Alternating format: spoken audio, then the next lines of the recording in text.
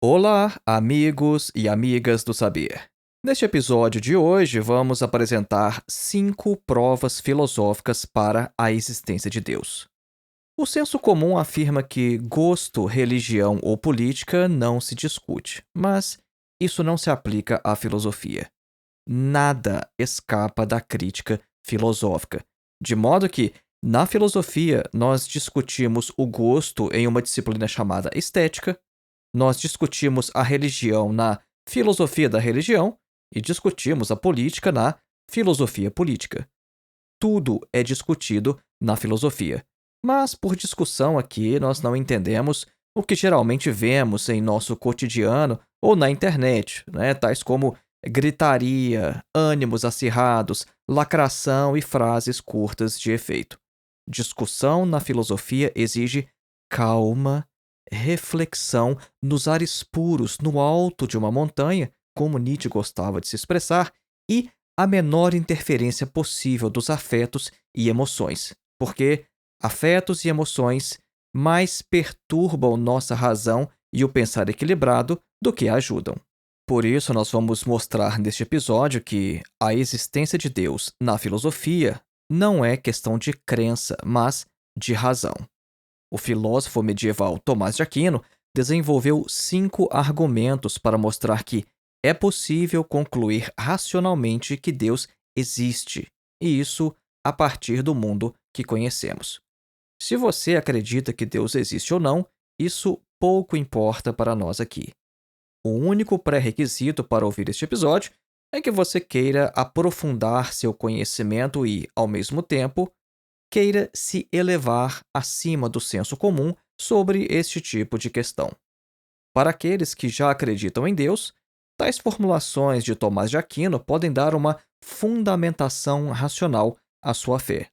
Agora, para aqueles que não acreditam, os argumentos de Tomás de Aquino exigirão uma sofisticação intelectual maior e mais rigorosa para sustentar o seu ateísmo. Então vamos lá, acompanhe.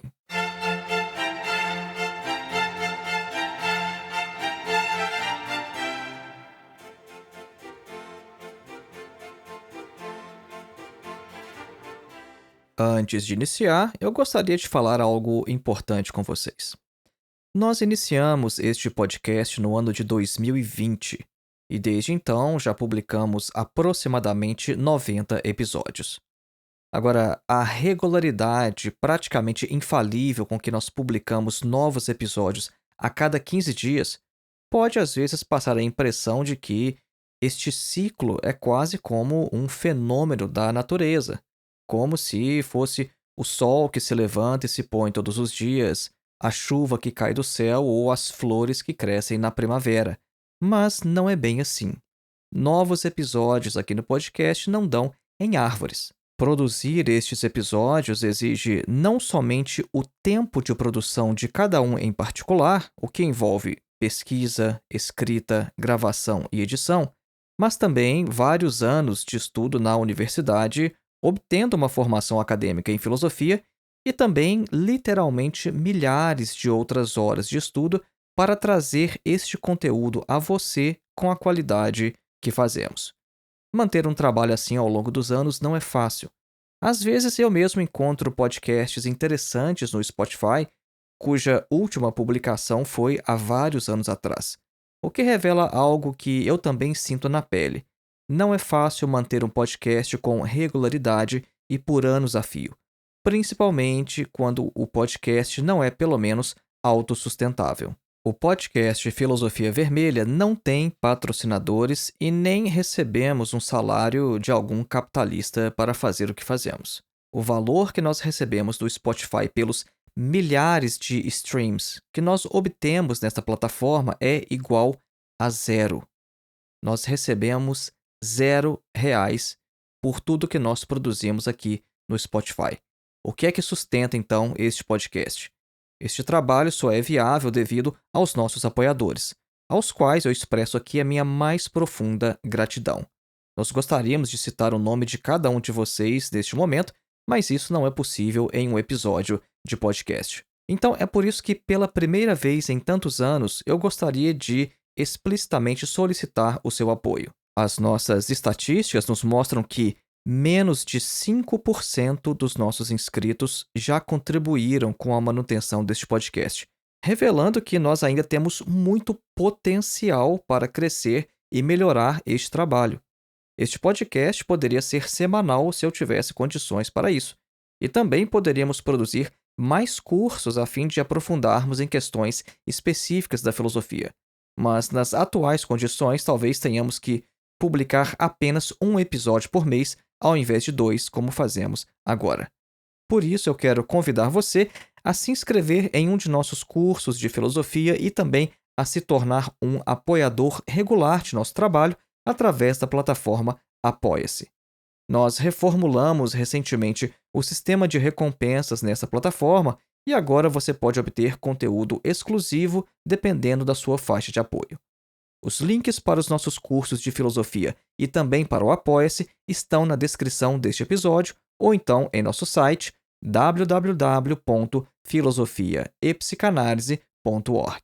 Voltemos então ao nosso tema: 5 provas da existência de Deus.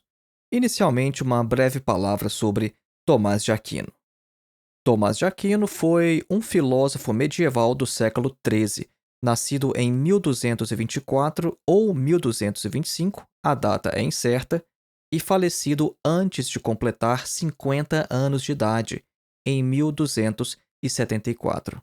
Morreu relativamente novo, mesmo considerando as condições da época. Ele foi também um escritor prolífico. Sua obra contém aproximadamente 8,5 milhões de palavras, o que significa que ele deve ter escrito cerca de 1.190 palavras por dia num período de 20 anos. E sua morte foi repentina, e especula-se que provavelmente foi causada pelo cansaço e pelo excesso de trabalho. Trabalho este que figura entre o que de melhor o pensamento medieval produziu.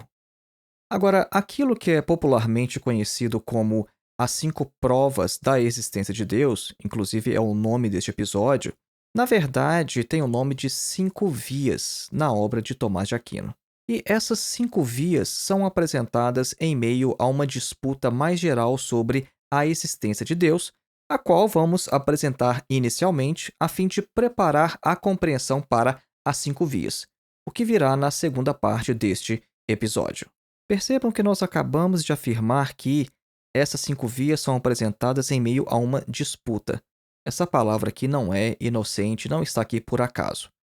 Quando usamos o termo disputa, nós estamos nos referindo a um estilo particular de escrita muito comum na Idade Média. E é um estilo no qual discute-se algo com um opositor imaginário, seguindo uma estrutura específica de debate. A disputa não é exatamente como um diálogo platônico, porque falta aqui o elemento coloquial e o drama, mas se aproxima deste no sentido de que diversas objeções são levantadas e todas devem ser respondidas. Tomás de Aquino divide a questão da existência de Deus em 3 partes, a saber: primeiro, se é autoevidente que Deus existe. Segundo, se nós podemos tornar evidente que Deus existe. E terceiro, se Deus de fato existe. Então, Tomás de Aquino vai responder a estas 3 questões em 3 artigos. Então vejam só. Primeiramente, é apresentada a tese de que parece autoevidente que Deus existe e que não é então possível demonstrar sua existência. Isso é até parte do senso comum, né? Muita gente afirma que todo mundo sabe que Deus existe. Muita gente pensa que é autoevidente, para que provar que Deus existe? Mas vejam só, a questão não é bem assim. Mas vejam outra coisa também importante, tá? O que nós vamos apresentar agora, inicialmente, é um opositor imaginário de Tomás de Aquino, e não exatamente o que ele pretende defender. Então, primeiro vejam só o que esse opositor imaginário vai afirmar e depois vai ter a resposta de Tomás de Aquino. É isso que a gente falou que é o estilo da disputa. Então vejam só, em primeiro lugar, nós chamamos de autoevidente aquilo do qual temos consciência de maneira inata. Segundo o apologeta cristão João Damasceno, A consciência de que Deus existe está implantada por natureza em cada um de nós, de onde podemos concluir que é autoevidente que Deus existe. Primeiro ponto. Segundo ponto. Proposições são chamadas autoevidentes quando nós as reconhecemos tão logo sabemos o que os seus termos significam, o que seria, segundo Aristóteles, uma característica dos primeiros princípios de uma demonstração. Uma vez que a gente entende o que a palavra Deus significa, disso se segue que Deus existe, porque essa palavra Deus significa aquilo do qual nada maior pode ser significado. A formulação é um pouco complexa, mas depois a gente vai explicar um pouco melhor. Mas vejam só, a ideia do adversário imaginário de Tomás de Aquino é o seguinte: considerando que existir em pensamento e em realidade é maior do que existir apenas em pensamento, e tendo em vista que, uma vez que entendemos a palavra Deus, ele existe em pensamento, a gente tem que concluir que Deus também existe de fato, de modo que é autoevidente que Deus existe. Agora, vamos observar que neste ponto, Tomás de Aquino está fazendo aqui referência ao argumento ontológico de Santo Anselmo de Aosta, mas com uma pequena diferença em sua formulação. O Santo Anselmo nos pedia para imaginar um ser do qual nada maior pode ser pensado, de modo que a formulação de Santo Anselmo não foi fielmente reproduzida por Tomás de Aquino nessa passagem. O opositor imaginário também afirma o seguinte: olha, a gente ainda poderia acrescentar que a verdade é autoevidente, porque a negação de tal afirmação já é uma admissão de sua validade. Vejam só que interessante. Se a verdade não existe, então é verdadeira a afirmação de que a verdade não existe. E se existe algo que é verdadeiro, como essa afirmação, então a verdade existe. E tendo em vista que Jesus afirmou que ele é o caminho, a verdade e a vida, conclui-se então que é autoevidente que Deus existe. Então, a existência da verdade seria uma prova da existência de Deus. Então, o que apresentamos até agora nestes 3 pontos foram as observações ou a tese do opositor imaginário de Tomás de Aquino. Então, agora é a vez de Tomás de Aquino rebater estes 3 pontos apresentados. Quanto à primeira afirmação sobre as proposições autoevidentes, Tomás de Aquino afirma que, segundo Aristóteles, ninguém pode pensar o contrário de uma proposição autoevidente, mas é possível pensar o contrário da afirmação Deus existe, não é? Há vários ateus no mundo que afirmam que Deus não existe. E isso nos permite concluir que não é autoevidente que Deus existe.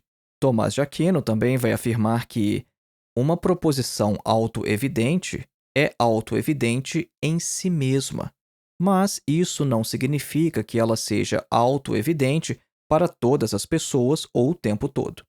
Porque, vejam bem, para compreender uma proposição, é necessário saber o que as suas partes, sujeito e predicado, significam, de modo que o filósofo medieval Boécio tem razão quando afirma que certas noções são autoevidentes apenas para os estudados.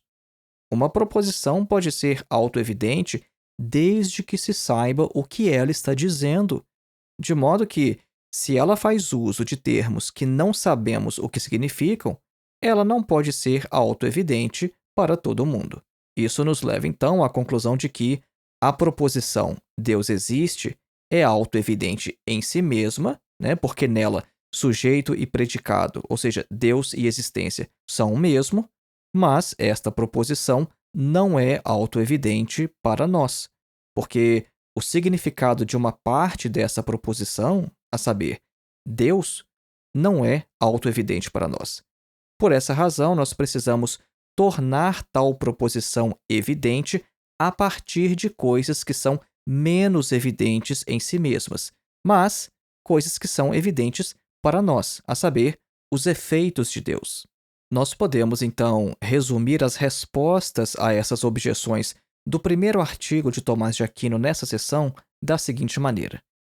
Primeiro, Tomás de Aquino rebate dizendo que a consciência de que Deus existe não é implantada em nós de maneira clara ou específica. O ser humano tem consciência do que ele deseja, mas isso não significa que ele tem consciência da existência de Deus. Por exemplo, quando nós sentimos que uma pessoa está se aproximando por trás, nós não podemos dizer que esta pessoa é Pedro, mesmo se de fato for Pedro que estiver se aproximando. Nós só saberemos quem esta pessoa é após uma confirmação visual ou auditiva, mas o mero pressentimento de uma aproximação ainda não nos diz quem a pessoa é em particular. Poderia ser Maria, Tiago, João ou qualquer outro indivíduo. Então, de forma semelhante, todos querem a felicidade ou o bem perfeito, mas muitos indivíduos acreditam que estes residem nas riquezas ou nos prazeres, de modo que não há uma relação clara entre o sumo bem que todo ser humano deseja e o próprio Deus. O ponto mais importante aqui é o seguinte: para Tomás de Aquino, o ser humano não tem uma consciência inata da existência de Deus. No segundo ponto deste nosso resumo é o seguinte: nem todo mundo entende o que a palavra Deus significa. A definição de que Deus seria o ser do qual nada maior pode ser pensado não é clara para a maioria das pessoas, e em algumas religiões, Deus é até mesmo pensado como possuindo um corpo. E mesmo que a palavra Deus de fato fosse geralmente reconhecida como possuindo este significado, isso não daria razão ao argumento ontológico de Anselmo de Aosta conferindo existência factual a Deus, mas tão somente no pensamento. E quanto ao terceiro ponto, falando sobre a existência da verdade, Tomás de Aquino afirma que é autoevidente que a verdade existe de forma geral, mas não é autoevidente que exista uma primeira verdade. E com isso, nós encerramos o primeiro artigo no qual Tomás de Aquino tenta responder a questão se é autoevidente que Deus existe. Nós apresentamos inicialmente 3 questões, a primeira foi essa: se é autoevidente que Deus existe. Nós ainda temos 2: se podemos tornar evidente que Deus existe e se Deus de fato existe. Agora nós vamos passar para a segunda dessas questões: se nós podemos tornar evidente que Deus existe. E nisso ele vai fazer em seu segundo artigo. Então, seguindo o modelo da disputa medieval, quem começa falando no segundo artigo é o opositor imaginário de Tomás de Aquino. E ele começa falando o seguinte, expondo seu ponto em 3 questões. Primeiro, considerando que a existência de Deus é um artigo de fé, e tendo em vista que a fé se ocupa daquilo que não se pode ver, conclui-se que a existência de Deus não pode ser demonstrada racionalmente. Vejam só, Tomás de Aquino ele quer provar o contrário depois, que é possível provar racionalmente que Deus existe. Mas o seu opositor imaginário está dizendo que não. Está dizendo que a existência de Deus é um artigo de fé, e a fé se ocupa daquilo que não se pode ver. Primeiro ponto do opositor imaginário. Segundo ponto: para se demonstrar alguma coisa, é necessário antes ter uma definição.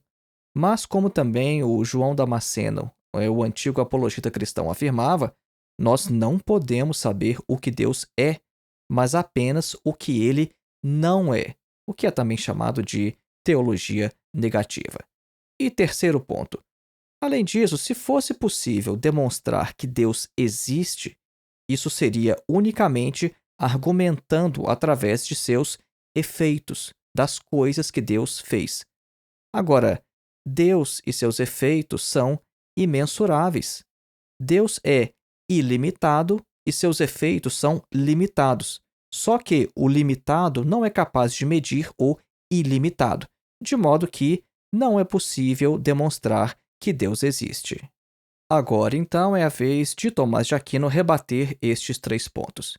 E em seu apoio, ele cita uma passagem bíblica, Romanos 1:20, dizendo que as coisas ocultas de Deus podem ser claramente compreendidas através das coisas que ele criou. E sendo assim, isso nos possibilita demonstrar que Deus existe a partir das coisas feitas por ele, porque o primeiro passo para compreender uma coisa é saber justamente que ela existe.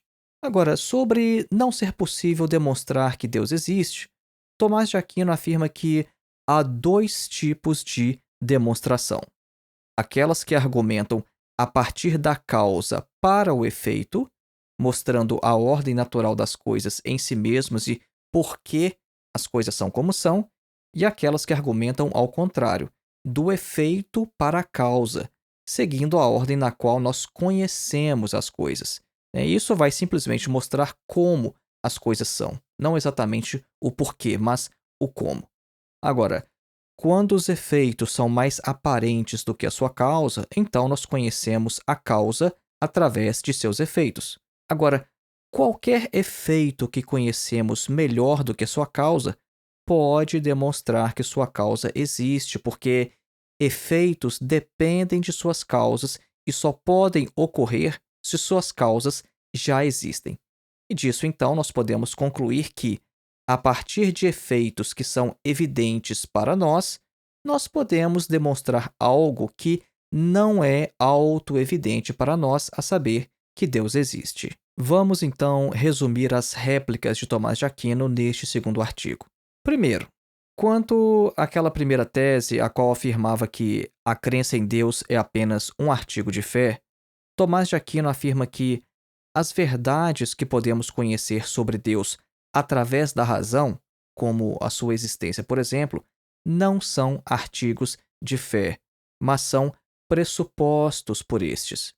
Agora, isso não impede que um indivíduo aceite unicamente através da fé algo que pode ser demonstrado também através da razão.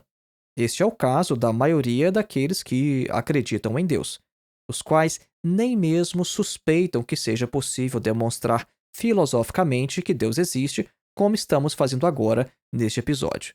Você pode perguntar para a maioria dos cristãos, fiéis, evangélicos que você conhece. A maioria não tem a menor ideia que existem provas filosóficas da existência de Deus. Então, eles aceitam por fé o que na verdade pode ser demonstrado também através da razão, segundo Tomás de Aquino. Agora, quanto à segunda afirmação do oponente imaginário de Tomás de Aquino, a afirmação que dizia que precisamos de uma definição do que Deus é antes de demonstrar sua existência, Tomás de Aquino afirma que o significado da palavra Deus deriva de seus efeitos. Quando argumentamos do efeito para a causa, o efeito tem que tomar o lugar de uma definição da causa na prova de que a causa existe, especialmente quando a causa em questão é o próprio Deus. Ao contrário daquela tese afirmada inicialmente, ao provar que alguma coisa existe, a ligação central não é o que a coisa é, porque nós não podemos nem mesmo perguntar o que ela é até sabermos se ela de fato existe. O que interessa então é o uso que fazemos do significado do nome da coisa. Logo, ao demonstrar que Deus existe a partir de seus efeitos, podemos então começar pelo significado da palavra Deus. E por último, Tomás de Aquino responde ao terceiro ponto, aquela tese sobre a comensurabilidade dos efeitos e da causa. Ele afirma que qualquer efeito pode deixar claro que uma causa existe, de modo que os efeitos de Deus, portanto, são suficientes para provar sua existência, mesmo que estes não sejam suficientes para nos ajudar a compreender o que ele é. Antes de prosseguirmos para o terceiro e último artigo, antes de apresentar as 5 provas da existência de Deus, nós vamos fazer a nossa clássica pausa musical, a fim de que você absorva melhor o conteúdo exposto até agora e revigore a concentração para o restante do episódio. Eu sei que essa discussão é um pouco mais complexa, um pouco mais complicada, mas este é o nosso compromisso com você, trazer material de alto nível. Hoje nós vamos ouvir a abertura da obra Die Jahreszeiten, obra de Franz Joseph Haydn, compositor austríaco da Viena clássica, nascido em 1732 em Rohrau, na Áustria, e falecido em 1809 em Viena. O título, a propósito, significa As Estações.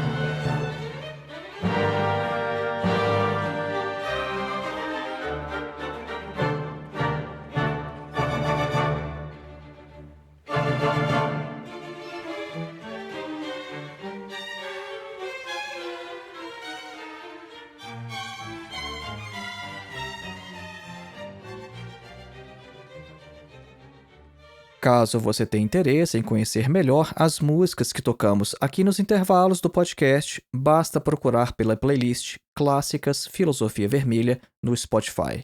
Em nosso perfil, na terceira aba, você pode encontrar um link direto para esta playlist. Voltemos então ao nosso tema: 5 provas da existência de Deus. No terceiro artigo desta sessão, antes de Tomás de Aquino entrar nas 5 provas da existência de Deus, ele vai responder a terceira pergunta que nós apresentamos inicialmente. E a terceira pergunta é: Deus existe? E ele então refuta as 3 afirmações apresentadas inicialmente, defendendo que Deus não pode ser provado através da razão. Tá? Então, será aqui que ele finalmente vai apresentar suas 5 vias para a existência de Deus. Só que antes disso, ele vai mencionar ainda outras 2 possíveis objeções à existência de Deus. Primeira objeção à existência de Deus é o mal no mundo. Se Deus existisse, nenhum mal seria encontrado nessa terra. O mal, portanto, mostra que Deus não existe. E segunda objeção, essa diz respeito a outras causas que podem explicar o mundo natural. Quando algumas poucas causas podem explicar um determinado efeito, não é necessário procurar por outras. Parece que tudo o que há no mundo pode ser explicado por outras causas sem recorrer à tese da existência de Deus, de modo que efeitos naturais são explicados por causas naturais, não sendo necessário, portanto, pressupor que Deus existe. Então, Deus seria como que uma hipótese desnecessária na explicação do mundo. Então, será contra tais objeções que Tomás de Aquino vai mostrar que há 5 vias para provar que Deus existe. A primeira via para provar a existência de Deus é chamada de via da mudança, ou do movimento, dependendo da tradução. Tomás de Aquino parte da observação de que tudo o que muda está sendo mudado por alguma outra coisa. Por exemplo, o atual calor do fogo faz com que a madeira, que tem potência para se tornar quente, se torne de fato quente, e causa nela, na madeira, essa mudança. A mudança significa uma passagem da potência ao ato, e algo que tem potência para determinada mudança só pode ser levada ao ato por algo que já tenha essa mudança em ato. Continuando com este exemplo, o que já é quente em ato não pode ser ao mesmo tempo quente em potência, porque já o é. Então, no caso da madeira, a madeira, depois de quente, ela só tem potência para ser fria. Algo não pode ter ato e potência simultaneamente a respeito da mesma coisa. Isso significa que aquilo que está mudando não pode ser a causa de sua própria mudança, mas deve ser mudado por outra coisa. Agora, essa outra coisa, por sua vez, se estiver mudando, também não pode ser a causa de sua própria mudança, e assim sucessivamente. O problema é que essa regressão não pode se estender ao infinito, porque então não haveria uma primeira causa de mudança, e não havendo uma primeira, não haveria as subsequentes ou intermediárias. Somos forçados, então, a admitir a existência de uma primeira causa de mudança que não é ela própria mudada por nada, e a ela damos o nome de Deus. A segunda via para demonstrar a existência de Deus é baseada na noção de agente causal. Nós observamos no mundo que as causas se sucedem umas às outras, mas nunca vimos algo causando a si mesmo, pois isso significaria que este algo é anterior a si próprio, o que é impossível. Agora, uma série de causas não pode ir ao infinito, porque se não houver uma primeira causa, também não há as causas seguintes ou intermediárias, e, consequentemente, não estaríamos observando causa alguma no mundo diante de nossos olhos hoje. É necessário que haja, portanto, uma primeira causa que não tenha sido causada por nada mais, à qual damos o nome de Deus. A terceira via para demonstrar a existência de Deus é baseada nas noções de possível e necessário. Algumas coisas que encontramos no mundo são possíveis, isso é, podem ou não podem existir. E essas são as coisas que podem ser geradas e destruídas. Agora, se tudo fosse dessa forma, se tudo fosse possível, se tudo pudesse ser gerado ou destruído, haveria um tempo no mundo em que nada existiria. Se isso tivesse de fato acontecido alguma vez, então nada existiria hoje, porque algo que não existe só pode vir a existir através de algo que já existe. A primeira conclusão a que chegamos, então, é que deve haver também seres que são necessários e não apenas os possíveis. E estes seres, por sua vez, são necessários ou devido a si próprios ou devido a alguma outra coisa. No segundo caso, essa sequência também não pode se estender ao infinito, como vimos na segunda via. Então, nós somos forçados a admitir que deve haver um ser necessário que não deve sua necessidade a nenhuma outra coisa e que seja a causa de todos os outros seres necessários. Nós temos um episódio aqui no podcast tratando especificamente desta terceira via. A quarta via para demonstrar a existência de Deus diz respeito aos graus das propriedades que encontramos nas coisas. Algumas coisas são melhores, mais verdadeiras ou mais excelentes que outras. Só que, percebam, tais termos comparativos expressam os graus de variação em relação a um superlativo. Por exemplo, algo é mais quente à medida em que ele se aproxima em graus daquilo que é o mais quente de todos, que é o próprio fogo. Isso significa que existe algo que seja o melhor, o mais verdadeiro e o mais excelente entre todas as coisas boas, verdadeiras e excelentes. E este é o mais completo dos seres. Agora, quando várias coisas possuem uma propriedade em comum, aquela que a possui em seu mais alto grau é a causa de sua presença também nas outras. Por exemplo, o fogo. O fogo, que é a coisa mais quente de todas, faz com que todas as outras coisas sejam quentes. Existe algo, então, que causa em todas as outras coisas o seu ser, a sua bondade e quaisquer outras perfeições que elas possuam. E a este ser damos o nome de Deus. E a quinta e última via para demonstrar a existência de Deus é também chamada de teleológica e diz respeito à intenção ou ao objetivo ou à finalidade das coisas. Vejam só, nós observamos na natureza que todos os corpos agem de acordo com um fim, com uma finalidade, até mesmo aqueles corpos ou aqueles seres sem consciência. E estes seres raramente alteram seu comportamento, e as coisas quase sempre dão certo naquilo que fazem, o que mostra que eles realmente tendem a um objetivo e não o alcançam por acaso. Agora vejam só que interessante. Nada sem consciência pode se dirigir a um objetivo se não for guiado por alguém, por algo que tenha consciência. Um exemplo seria uma flecha lançada por um arqueiro. A flecha vai em direção ao objetivo não porque ela própria, a flecha, escolheu o alvo, mas porque ela foi direcionada por alguém que tem consciência. Então, nós devemos concluir que todas as coisas na natureza são direcionadas ao seu objetivo por alguém que tem entendimento. E este alguém chamamos de Deus. Estas foram então as 5 vias de Tomás de Aquino para provar a existência de Deus. Na história da filosofia, há outros tipos de argumentos filosóficos com o mesmo propósito, e embora com estratégias argumentativas diferentes, todos compartilham o objetivo de mostrar que Deus não é uma questão de crença, mas de razão. Agora, Tomás de Aquino foi bem-sucedido em algum de seus argumentos? Esta é a reflexão que deixo para você neste episódio de hoje.